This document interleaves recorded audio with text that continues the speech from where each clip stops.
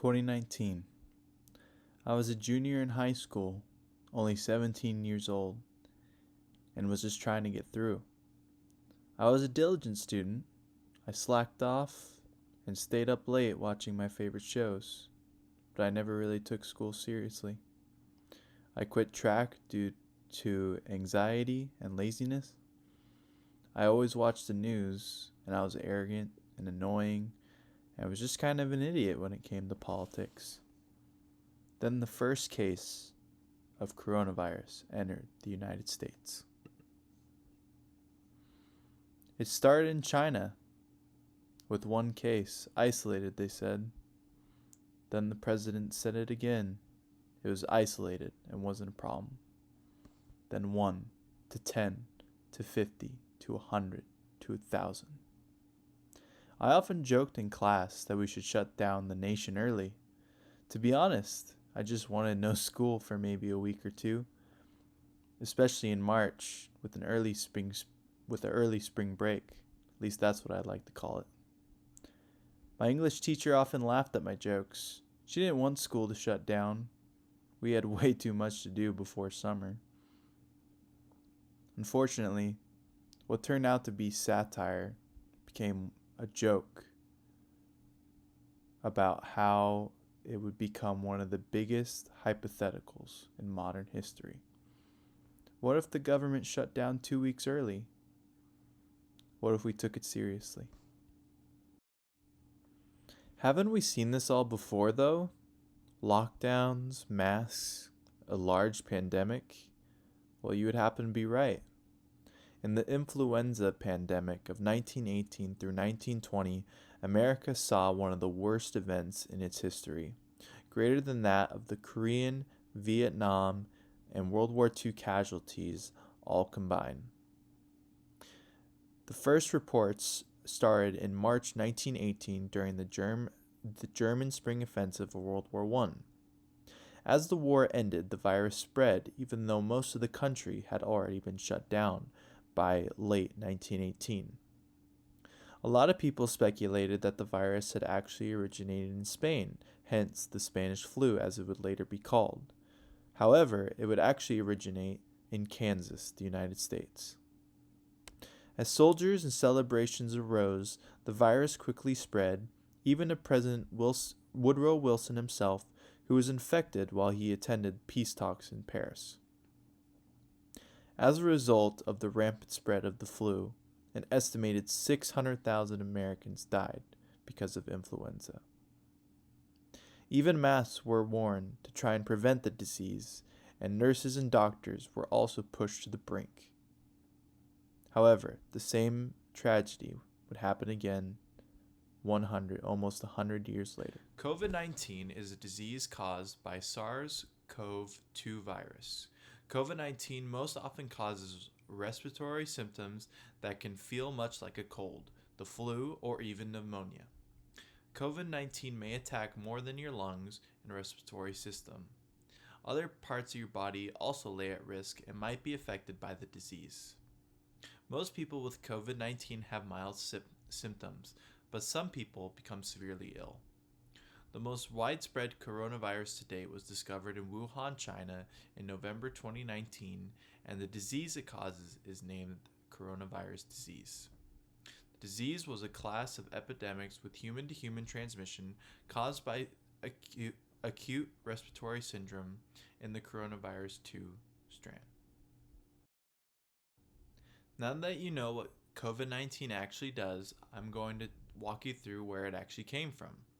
So as I said earlier, it came from a lab within Wuhan, China in 2019. Many scientists still believe that this came from animal contact, such as a bat or a camel, as in some cases were believed to be transported by these animals in both Asia and Africa. While it was also being tested in Wuhan, the cause of the outbreak is still unknown. Many suspect that it was a breach within the lab itself that transmitted to another person through the animals at the facility and then spread over time. However, some scientists also identify it as zoonotic infection, which is the spread of a virus from animal to human. However, experts to this day still don't understand how this came to be, and a lot of information is still shrouded in mystery.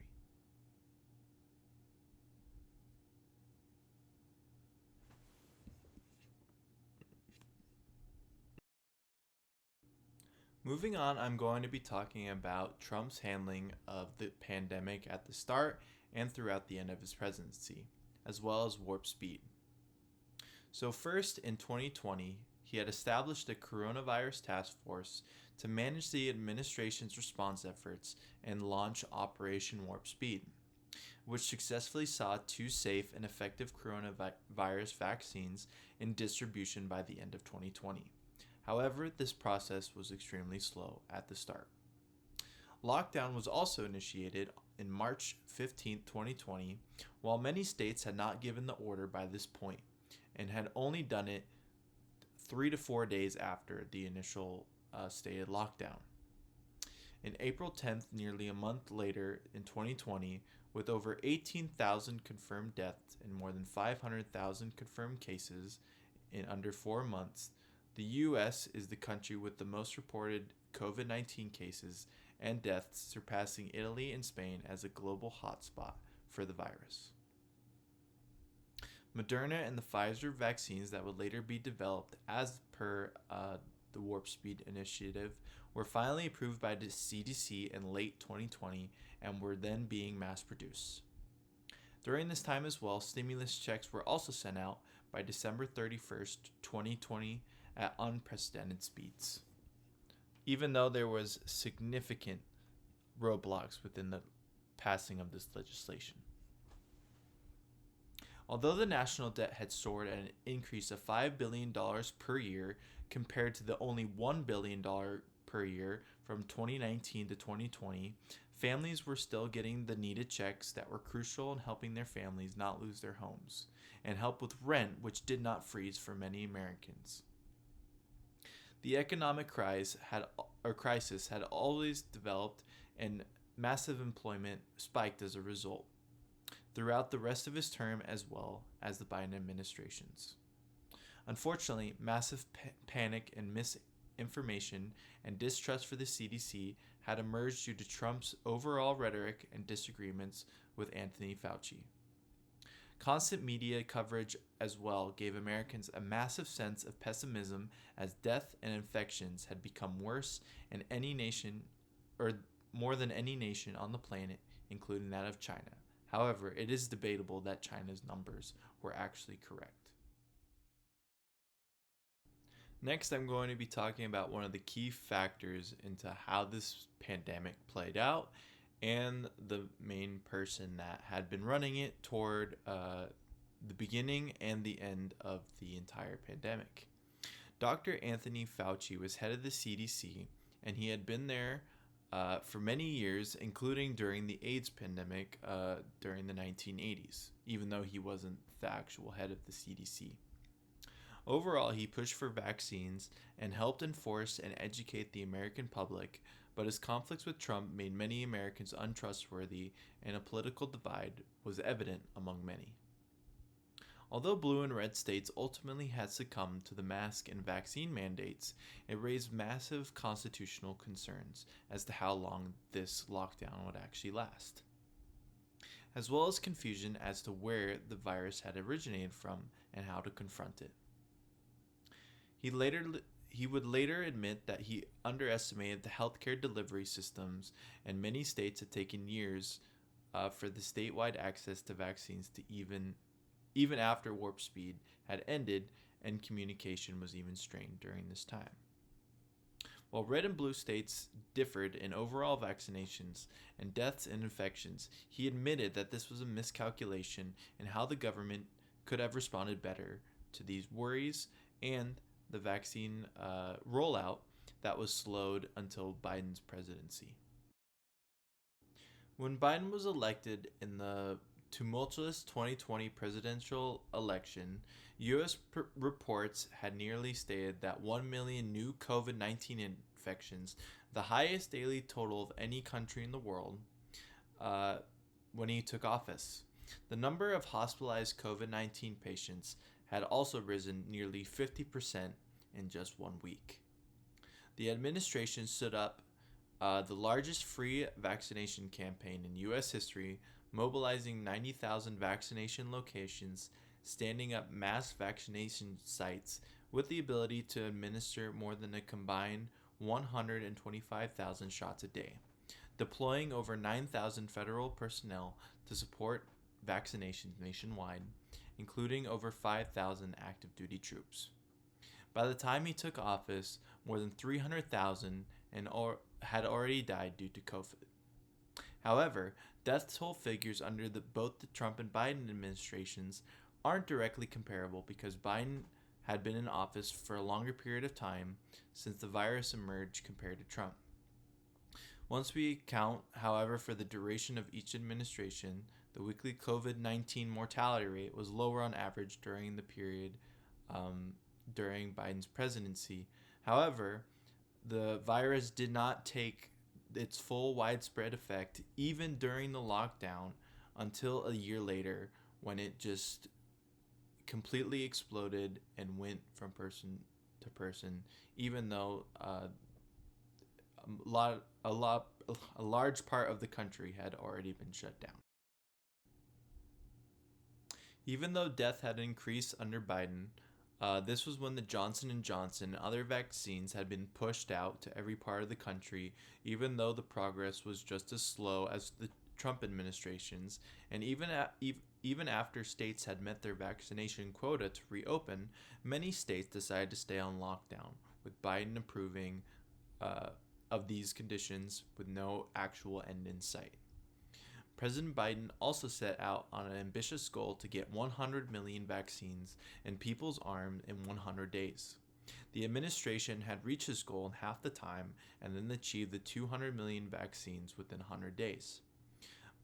By the end of his presidency, 230 million Americans are now vaccinated, and up to 3.5 million when President Biden had actually taken office. As of September 2024, COVID-19 was responsible for 1.2 million deaths in the United States, with the majority of those deaths occurring during Biden's presidency. The disease did not affect mostly young people. They were actually the least susceptible to this disease and were actually the transmitters on a large scale. It was the elderly that actually suffered a majority of the COVID deaths, getting up to that 1.2 million mark. Other important considerations are the George Floyd protests and the January 6 riots. As the pandemic was raging, two of the biggest events happened in only a year time frame. In the aftermath of George Floyd's death, massive protests erupted during election year, which not only helped spread the virus, but caused massive chaos and panic in a society that was already struggling. The January 6th insurrection was just an affirmation of this, and was also a moment in history that has never happened before. After President Trump's disputed election loss, a large group of protesters stormed the Capitol building in a chance to overturn Biden's election results. While this was not directly linked to the pandemic, both of these horrendous riots showed the state of the decline and massive panic that resided in the majority of the nation and the difficulties of the 21st century.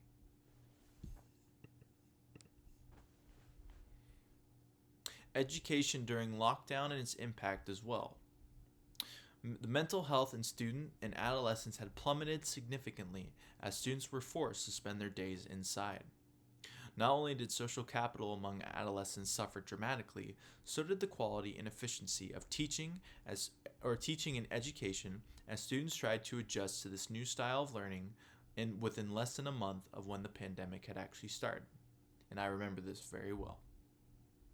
During the first full year of the pandemic, there was a significant increase in clinically depressed children and adolescents. However, only about 20% of U.S. adolescents were diagnosed with major depression disorder received adequate treatment.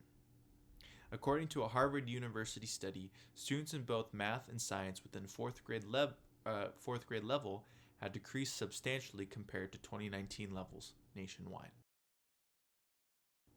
This leads me into the vaccination dilemma.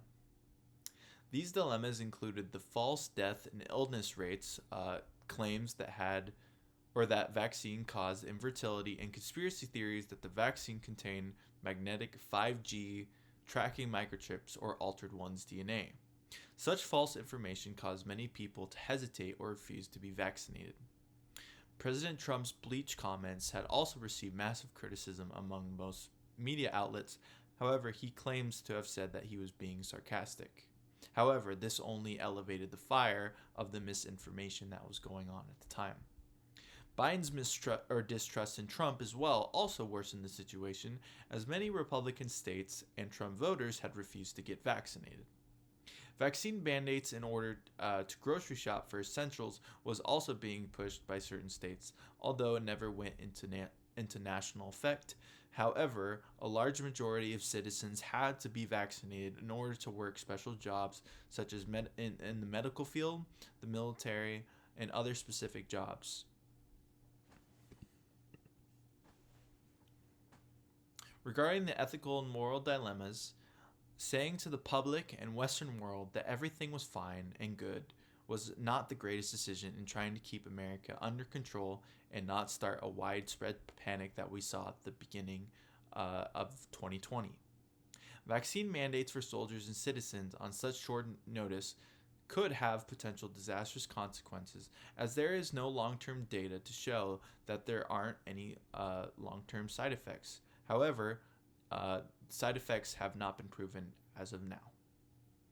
Locking down millions and millions of Americans with no proper medical procedures in place or actual plan, because they didn't have one for over a century, was also a disaster and caused probably a lot more harm than it should have caused. The other part is that the reckless spending in research and medical necessities, but not because of the spending, but because of government mismanagement of these funds, caused massive inflation and the national debt to only worsen the economic problems associated with the pandemic that we still have not recovered from.